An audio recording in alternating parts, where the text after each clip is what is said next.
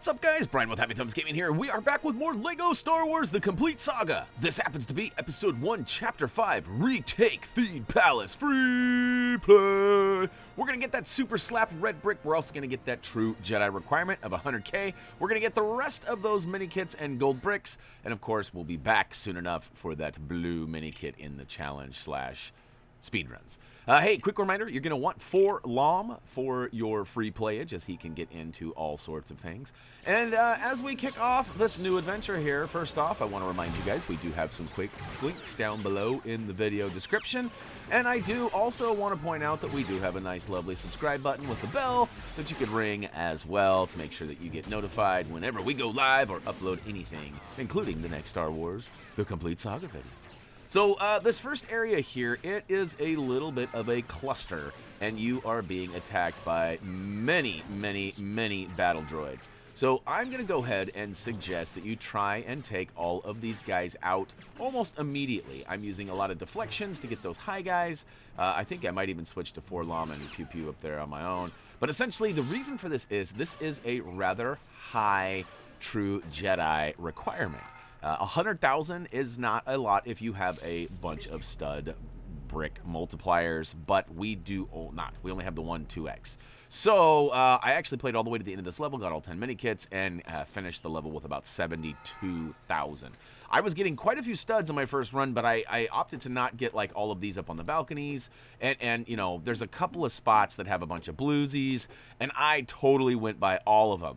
So then I replayed, and I came back, and I actually got all of these studs that you're seeing me get right now first, and then I went into the battle area in there, and I got destroyed, and as a result, I lost all the studs. So I got like 5,000 or 6,000 studs, as you can see I've got right now, and I was not able to keep them because I got destroyed. But it's like this, like I totally, in my first run, I did not get any of these guys here. So I mean, that's 2 times 3, that's 6,000 studs that I missed out just from those blues alone, not to mention all the other ones. So again, it's a little bit of a grindy level, and I do apologize as this video is a little bit longer due to the need to farming studdage. So again, quick links are available down below in the video description, and what that's going to do for you is literally take you to the next collectible in line without missing anything of real importance.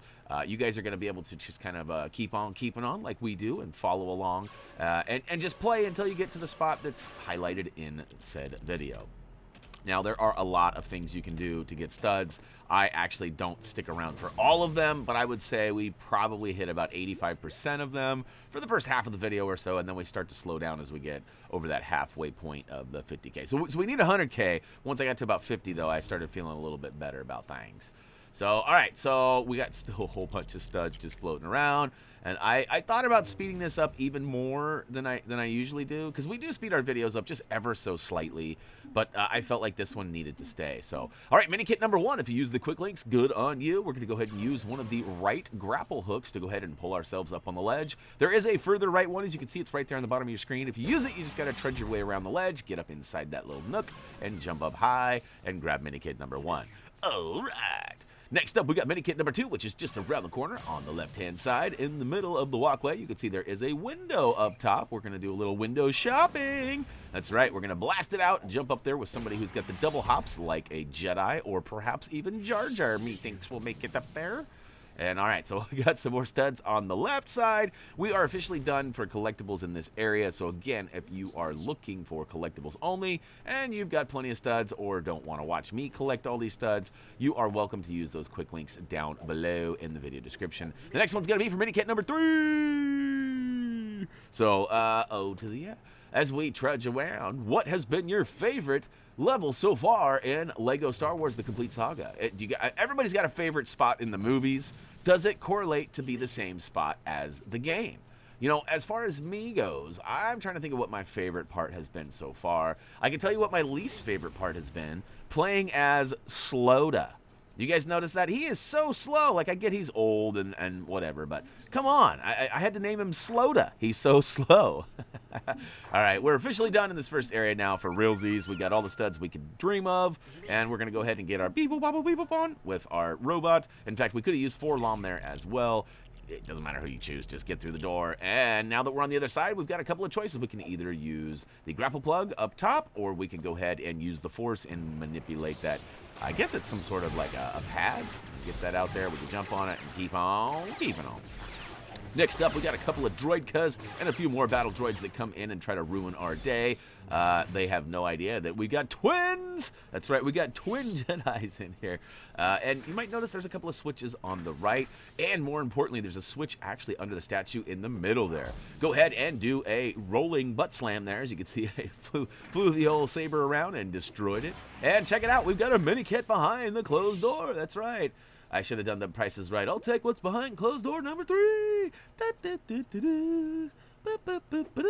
All right, so we got another blue stud over in the corner by taking out the statue. We also got one up top, so if you got somebody with some hops, somebody like Jar Jar, you should be able to get up there and get that bluesy. Now, it looks like I am going to forfeit that. And again, there's another quick link reminder down below there that Thumby has reminded us we do have those quick links for those collectibles. And that's going to start popping up more and more now that we're in the free play. Obviously, there was no need for it in the story, which it's been a while since we've seen that, as we haven't had really a traditional Lego game in a minute. We had a little bit of some DLC from Lego DC Supervillains. We also had Lego Movie 2 recently, but 2019 was kind of a soft year for Lego releases. We also got Lego Tower.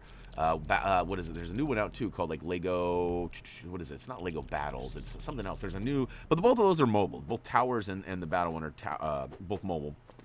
And, you know, so it's been kind of I would say a lazy year, but then we got the big bombshell about halfway through that they've been developing the largest Lego game ever, Lego Star Wars, The Skywalker Saga, which is due out in 2020. Now, if I'm being honest, the movie comes out in about 65 days, 70 days, something like that. And I'm getting pretty hyped.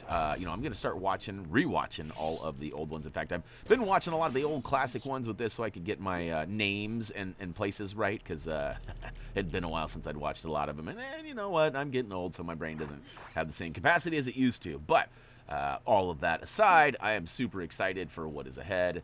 And hey, before you move on, you probably noticed that I did smash and build up a terminal there for a robot to go ahead and get his beeboo baboo beeboo on.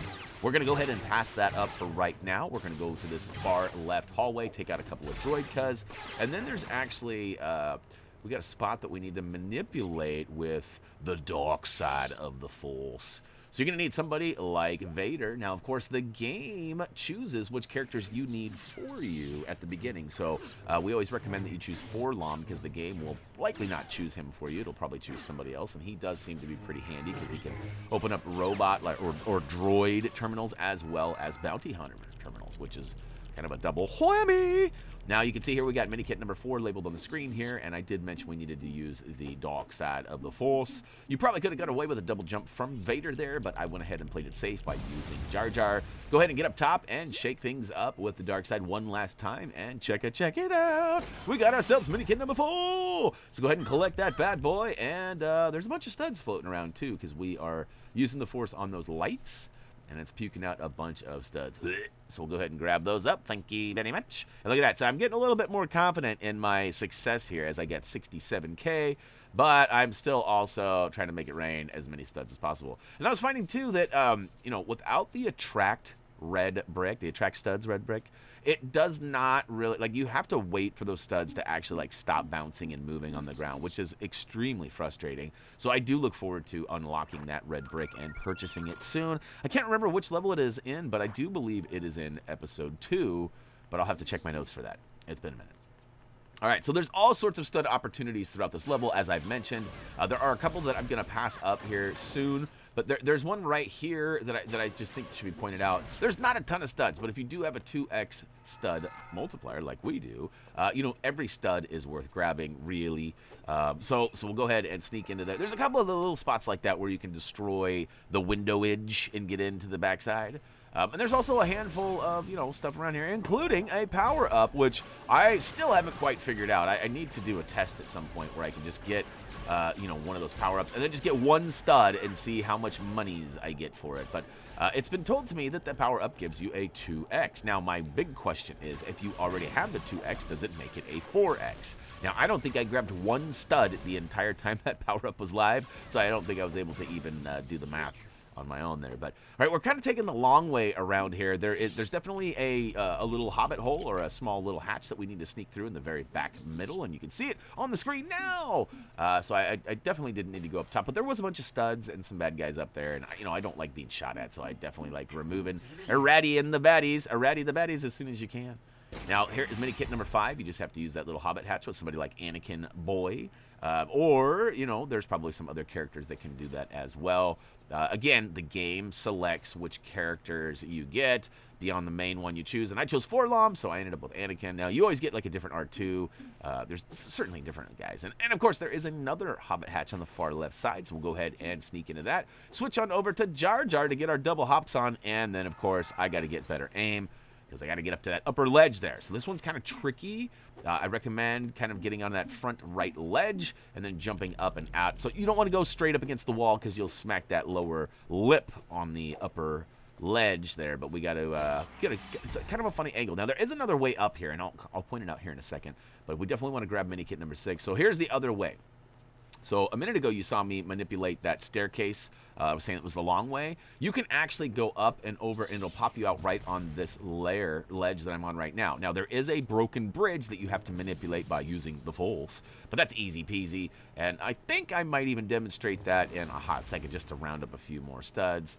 As you can tell, I am getting a little bit more in panic mode here. Like, oh, wait a minute, we are getting pretty close to the end, and I only got 83K. But I'm actually already sitting better than I was the first 2 runs. Now, the second run, I only got so far in because I knew I had lost all those studs from that first battle, and I just didn't think it was going to be a very productive run. So, before we get out of here, the camera panned actually to the upper ledge right up above us right now on this far side, because there is a button over there that we need to go ahead and step on. So for us, we needed to use a droid, somebody like C-3PO, or what I think it's 42LQ or something.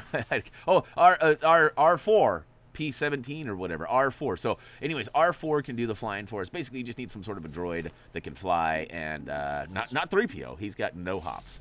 But get over there, get up there with the, using the hatch like Anakin Boy, and booyaka shout. We're in the next room. We'll go ahead and follow this front ledge here, drop down on the lower level. There are 3 boxes. We're going to go ahead and take those out, and it reveals a bunch of silver bricks. Silver bricks. It's not quite the holidays yet. All right, that was terrible. That was terrible. I'll try to do better next time. Here we got a silver box, though. We'll go ahead and throw a thermal detonator provided by Forlom. Now, other people, too, like Chewie and others, also have access to those. So if you didn't pick up Forlom and you chose to play with somebody else, that is okay. It doesn't really have to be him, but we definitely need that thermal detonator. All right, we do have a little bit of time between now and the next collectible, so I am going to go ahead and remind you one last time on this video that we do have quick links down below in the video description, and I highly recommend you use them, especially if you're in a hurry, or if you're one of those people out there that prefers no commentary. Now, I know some people like no commentary. Some people just don't like my commentary, and I understand that. I'm an acquired taste. Not everybody likes the things I have to say, or that I flap my yapper the entire time I'm playing.